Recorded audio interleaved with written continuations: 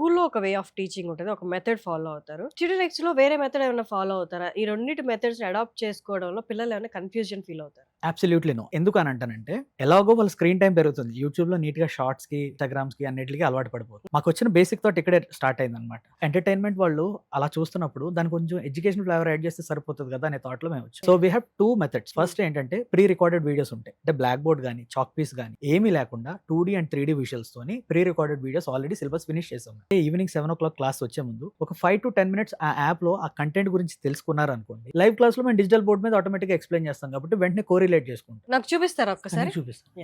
From here onwards, let us discuss how the energy మీకు almost మన పిల్లలు రోజు వీడియోస్ చూస్తారు కదా యూట్యూబ్‌లో అలాగే ఉన్నాయి. మీరు కవర్ చేసేది academic syllabus. Academic complete CBSE సిలబస్‌ని మనం కవర్ చేస్తాం. సో మెథడ్‌ని అడాప్ట్ చేసుకోవడం అయితే కష్టం ఏముండదు. కథలా అసలు చెప్పేయడం అంతే. మీ పిల్లలు కంపల్సరీగా యూట్యూబ్ అండ్ ఇన్‌స్టాగ్రామ్ చూస్తే డెఫినిట్‌గా ట్యూటోరిక్స్ ఎంజాయ్ చేస్తారు.